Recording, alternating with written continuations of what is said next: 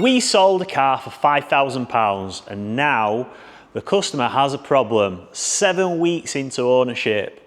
He's not told us about the problem and now we get an email randomly on a Friday night, as it's Saturday morning today at 10:30 p.m. stating he's got a problem, and then a second email following up contradicting his first email. So where does this customer stand and how do we rectify the problem? This story time runs alongside this week's business update because it is part of the business and it's just happened this week. So, a few things that are happening. The car in the last video, EK06, has gone, it's left us, and the gent hopefully is really enjoying it because we've not heard anything from him. So hopefully he made it home okay. We've got help coming in. I'm desperate for help. We need to recruit people and we will do it in a systematic process. But the first one is we've got a mechanic coming in 1 or 2 days a week, every week, to alleviate some of the burden upon myself of the everyday running of a garage and a car dealership. The M3, what I pointed out previously, the black one, it's been heavily reduced. We've got 3 people on it at the minute, and hopefully by the time this video goes out, I've got a deposit on it because that car it's had so much done to it. Whoever buys that is going to be ecstatic with it. It's unreal. It's cheaper than private at the minute, so get your best value E46 in the UK right now. PE53, the JCW 225 we've got. We've had a few offers on it, but nothing what I want. I still don't want to part with the car, so what I might do is take some of my my Gucci bits out of it. And the seats are going to be up for sale. It's got front and rear red sparkles in. We've had some good offers on the rear ones already, but I've decided to put them on eBay out of fairness, so they're on there. The fronts will be going up for sale after those are sold, and then we've got all the carbon. So once I've done that, that car will be stashed in the corner and it'll just collect dust unless I want to do something else with it, but that one is a little asset to the business. The next one, GR04. GR04 I did take down off sale not long ago, but things move quick here. That car potentially will end up in an EC auction type style unless someone wants to make me a really good offer on it. It'd have to be a very good offer though. However, if I was super brutal, I'd kill it. Well, not kill it, I'd part it out, keep the car, sell the car as a standard car, because really 45,000 mile John Cooper Garage's JCW after all, and it'll still have some bits on it. It's just that the interior and the extras, I can probably take 10 grand out of that car easily. We've had quite a few offers just on the Sparco inserts. And then Theft will be going up for sale. I bought that car for myself last July. I've done 0 miles in it. And it's getting to the point where you can't keep them all, and it's still a business to run, and you still need to invest in it. And the more I invest, the better it gets. So, kind of brings me on to the topic of this video. So 7 weeks ago, we sold a Hyperloo Recaro car, 2006 Aero Kit, mega spec, the one what you go and chase, £5,000. And the reason why it was £5,000 is because I just reduced the car from 5,750, but we took the warranty off because we didn't want to bring everything with us to the new unit. So some of the cars had to go, but to reduce it, we advertise it with no warranty, which we can do. Dealers are not legally required to give you a warranty, and it's a 20-year-old car. Not all warranty companies are happy to cover them, especially if a car has been modified and any problems caused by a modification would never be covered anyway. So we had a lot of inquiries on this car, and we got one inquiry from a gent over the northwest way, not too far away, straight down the M62, and the first message I got was, can you discount the car? Now, that is a warning flag number one. If anyone asks to, if you can discount a car before actually asking about the car, then realistically, they probably should be buying that car, or you shouldn't be selling them to that car, but needs must. So, what happened was, we had a phone call eventually, and again, discount, and I don't do discount, especially on these cars, because I do not discount, but it's not discount full stop. We have to prep the cars. We've got VAT to pay, we've got overheads to pay, we've got a very expensive insurance policy to pay, and it's just simply not worth it. If I start discounting cars, then what's the point in selling them? Either that, or I just don't prep them and I play the numbers game like every other dealer does. Now, the gent agrees to buy the car. He admits that it is a fair price. It's a very good price, actually, probably too cheap. And then we give him the offer of buying a warranty, to which he refused. So we sell him the car. As soon as we sell him the car and he's on his way out, he tells us one little pear drop, right? This pear drop of information. I'm going to use this car for Uber Eats. I'm going to use an R53 for food delivery driving. A 20-year-old car to get hammered on short journeys, non-stop, stop-start. God knows how many miles a month this guy's doing. And I literally tell him that is not the car you should be doing Uber Eats driving in. To which he goes, oh, no, it's only a couple of months. I've stopped doing my other job and I need to do Uber Eats. So it's going to be a hire and reward vehicle. And even Lauren's in the background going, you shouldn't be buying this car. This car is not for you.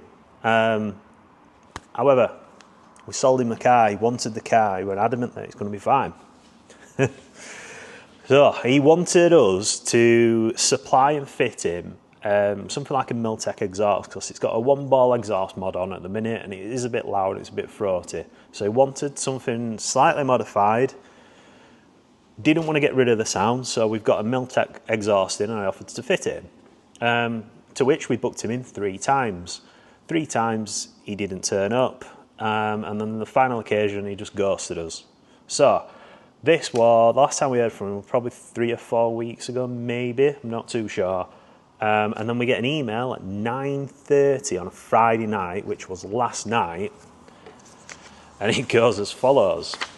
Hi Jamie, sorry I've not been in touch regarding the exhaust, but I've been having quite a few issues with the Minis, which has caused a fair bit of stress and money from my side. So I'm thinking, all right, well, let's carry on reading.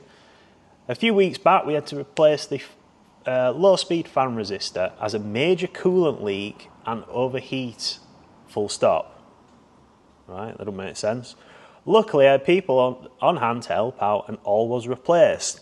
So I'm thinking, as a dealer, the car's had a problem and you've not told me about it, and this was a few weeks ago, but then you carried on driving it. And that's where there is an issue with your consumer rights and the responsibility I've got as a supplying dealer. And it's a major issue because our sales contract goes through and it regurgitates nearly word for word what the consumer rights is and how it can help you be protected, and it protects us from scenarios like this. So he's already got it as hire and reward, so the Consumer Rights Act doesn't quite apply at all. However, if it did, it really wouldn't be applying at this stage because you've not told the supplying dealer that there is a fault and you've not stopped driving the vehicle. The email goes on. Since then, changing the low-speed fan resistor, I'm having consistent cooling and leaking problems and nothing seems to be working. I'm not sure what the issue may be, but it's worrying me that this is happening. Right, so you've had some work done to the car, unauthorised, and they fixed a different problem, what's not your problem. So are these coolant boiling issues now a result of someone else misdiagnosing the car or their repair? We don't know because we've not seen the car and we didn't know there were a problem. And then he goes on, is there anything you can suggest at this stage? ? I can't really afford to garage the car to find the problem, as labour charges alone will be sky high with it being investigative work. And I've already paid out a fair bit fixing the odd issue since owning the car. Well, we're unaware of what you've spent on the vehicle because you've decided to ignore us and not reply to any of his bookings, just didn't turn up. As you know, I'm friends with the Northwest Mini Group and I've asked them for advice, but having checked the obvious, they have suggested coming back to you as there seems to be a problem, which is a bigger issue that may need sorting. I know it's a 20-year-old car and I don't expect it to be perfect, but when I went the top of my budget to choose a Mini specialist rather than getting a fixer-upper at random, so thought I would get a good while out the car before having to spend anything out on it, really. And he puts cheers. So we were like, well, you need to tell us about these problems. If you've had problems, why have you not told us? And why did you ignore us for 3 weeks? And then why have you had the car fixed without our permission? Because we are the supplying dealer. So we reply back at 10:03, literally straight away. I've just read your email in time, but instead of waiting until tomorrow during working hours, I wanted to provide you with a speedy response so you're not hanging about. We did give you the option of a warranty when you purchased the car, but you simply declined, which you did. As per the sales contract, if there is any issues with your car, you need to stop driving immediately and send us a photo of your mileage by contacting us by email. And then you are responsible for having the vehicle towed to us to investigate further, as you are also responsible for having breakdown cover. We drill into everyone's head. You need breakdown cover. Everybody lies to us. No one ever gets breakdown cover, and I just don't understand why they think they can just trust a 20-year-old car, and I'll just consult my crystal ball and pull my lottery numbers out. So, in addition, the sales contract clearly explains that if you choose not to follow it in any shape or form as it appears here by not contacting us and then carrying out unauthorised works / your own repairs, any damage or loss of that vehicle then becomes your responsibility as we're not aware of the problem or even had first right to repair, in brackets, following a diagnostic, which there shows to be a significant fault, closing brackets. That part is Consumer Rights Act 2015. For the reason above, it is unfortunate. We cannot be of any help as you have simply not contacted us regarding any issues until now. There is no diagnostic and we have the first right of repair, etc. as stated above. What we can do is get you booked in as normal, but as before, we take a garage reservation up front and this would be chargeable. We will see what we can do within reason. So, if we deviate right from our sales contract and the consumer rights, this leaves up an absolute nightmare for everyone that's involved. It ends up in court, people lose money, I turn into a charity, customers get off, loads happen, so it puts everybody in a really sticky situation. I feel bad for this gent because obviously his car's broken. I don't want any car to be broken. But on the other side of it, if I fixed everyone else's problems, I'd have solved world hunger. And I'm not here to do that. It's a tough one. It's a tough one. But in this case, we have a sales contract for a reason, and our in-house legal expert, what is supremely versed in this. So we get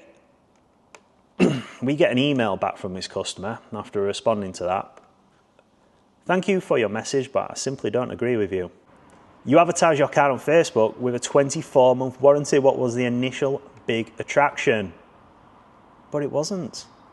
The advert you bought that vehicle on was not that advert. That advert got deleted and taken down, hence why you bought it at a reduced cost. It were a different advert and a separate advertisement that you bought that vehicle from. That advertisement was not in existence. This is where I start getting my DCI hat on. If I had one, I'd put it on for this right now. You then told me the warranty company does not accept older cars anymore. Incorrect. Lots of our cars are advertised with a warranty, but did offer to sell an additional warranty on the purchase of the vehicle. I don't feel I need it on the basis.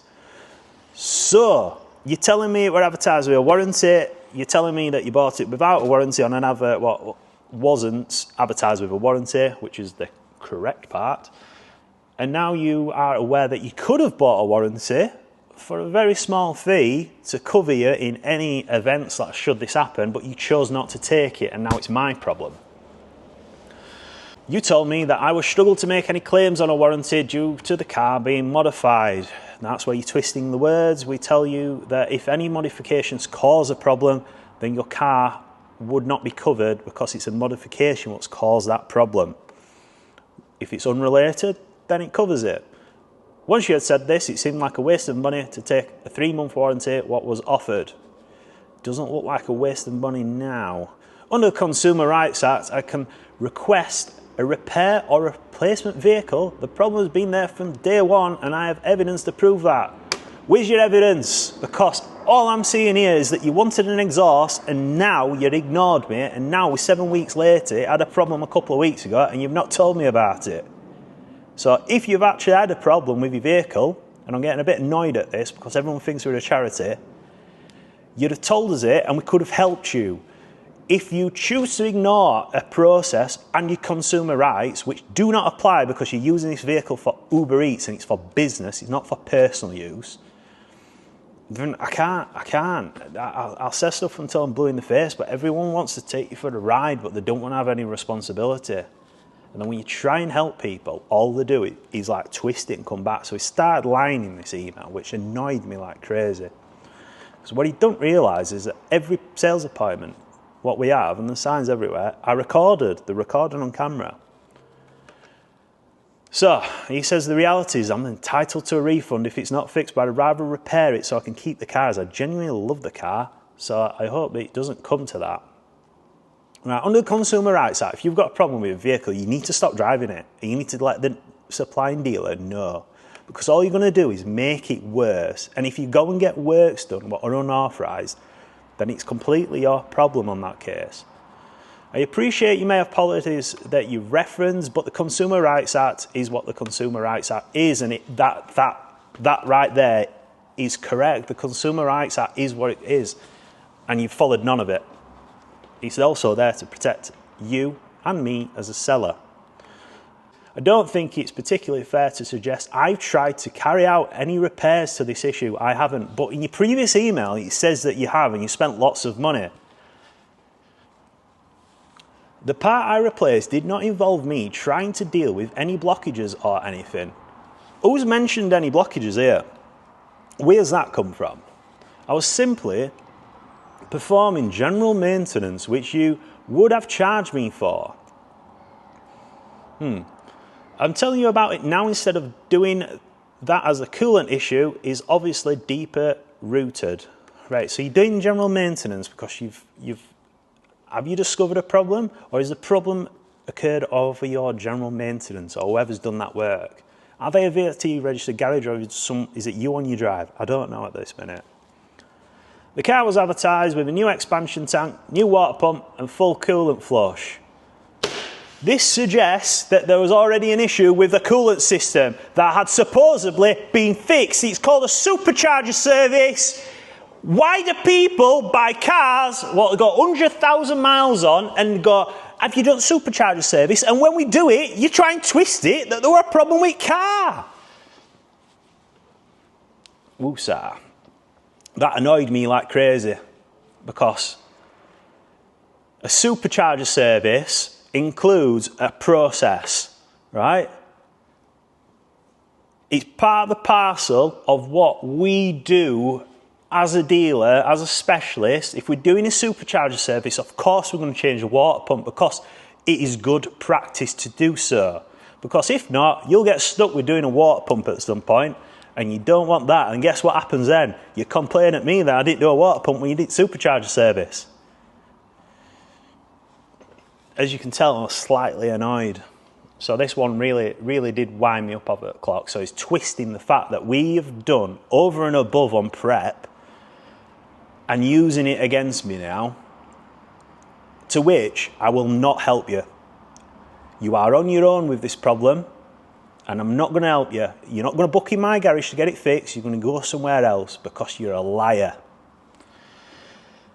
And then he went, I therefore ask you to reconsider your position, otherwise I'll speak to trading standards, which is not something I want to do. Go speak to trading standards. They're going to tell you what the Consumer Rights Act is, and that the fact that you're using your car for hire and reward as an Uber Eats driver. And you've got no consumer rights. Your consumer rights cover personal use. They don't cover business to business. And they certainly don't cover liars. They will only give you the right advice if you tell them the truth. So, we did respond to this email. Our resident legal expert gets a bit short on this one because it's going nowhere. So this email was sent at 9:05 this morning because the response we got were actually at 11:20 on a Friday night. And I shouldn't do it. I should have them out of hours on, but when you work for yourself, you can't not do it. It's like a mental illness. And I'm proper annoyed at this. And I try and help everyone and try and be fair, but this one has tipped me over the edge. The vehicle was not advertised with any warranty for your purchase. It was advertised with a warranty when it was a lot more expensive. And when it was reduced, this advert was deleted. Therefore, we offered you the option of purchasing one, which you declined. You declined it. You don't have any rights under the Consumer Rights Act as a vehicle is being used for hire and reward as per the insurance note you provided and the information you told us in person. Even if you were a consumer, under the Consumer Rights Act 2015, you've not complied with any of the Consumer Rights Act 2015. Hence why we are unable to help you. If you did, and you didn't lie about it, my attitude at the minute was totally different. Our sales contract clearly explains what to do when you have an issue, and you failed to follow this, any of it. It's there to help, right? They're 20-year-old cars, it's just there to help. The supercharger service we carried out on the vehicle does not mean the vehicle has an issue. If you're getting a car from a dealer, right, what's not a supercharger service done, 100,000 miles, you'd have a problem with it. You'd have a problem. You'd be saying, why are you not prepping your cars? It's not even a prep item. I just did it out of the fact that I thought I'll do it anyway because I had a kit on shelf. Sorry we cannot be of any further help. You are more than welcome to go to Trading Standards. I'll probably give you the number for it as well. I'll put it in the description below. Trading Standards, who will repeat the above if you tell them the correct information. You will only receive this upon telling them the truth. Regards. So, other than the fact that I'm clearly annoyed, our buyers are always liars. They're not always liars. It's just that everyone, when they need something, they will come and attack the dealer. And they think we're millionaires, but we're not. We think we're charities, and we're not. We do a process. Here, I simply specify in one of two cars. And I try my hardest to set out and sell cars what I've got a very, very good standard. However, that standard relies on you being open and honest. If you've got a problem, you need to let us know. It's rare when we have problems with vehicles. But it's annoying when you're trying to twist the fact that I've done a supercharger service to hide a problem. It's incorrect. We do a supercharger service. We might not even do any more supercharger service off the back of that email. It'll make all the cars a lot cheaper, but you'll not benefit from any of the labour. You'll have to go to a garage wherever you're local to and pay between the £400 and £450 cost for that service, what you had as part of the prep I did on that vehicle. So what do? Do I lower my standards to get, or do I carry on getting walked all over by people what are twisting the truth? And it is annoying. It makes the job really hard, and I'm getting fed up of it. We go through stages of think, is it really worth the hassle of retailing these cars? I like them. I like the history behind the brand. I like the actual vehicle. I like most of the people what I deal with. But sometimes it's simply just not worth the aggro what we get. There's a lot of stress involved. As you can tell with a 20-year-old car, come with 20-year-old problems. So we do a lot of prep. If I was like every other dealer in the country, I'd sell 10 cars, do the bare minimum prep, MOT service, send them all out the door. And if one breaks down, I've sold 9 other cars, it doesn't really matter, bring it back. But we're not like that, and we don't work like that. However, it's starting to make me think that maybe they've got a better life than us. The amount of aging what you go through in this job. I'm 21, look at this airline. No, I'm kidding. But I look at the pictures of me 3 or 4 years ago as we started this place, and I look at them now and I think, what have you turned into? So yeah, that annoyed me. A lot of you said they like the fact that I'm honest, and hopefully this video is honest enough for you. That is the honest truth regarding selling R53s and 20-year-old cars, that we do have problems. It's not all sunshine and rainbows, and customers are not always telling us the truth. We do our best. Hopefully you've enjoyed this video and you've hung along for the story. If you have, please like and subscribe. Give us a comment. Tell us what you think. Are we wrong? Is that customer right? What should have happened? What should we do next? I'm telling you now, what I'll do next is nothing.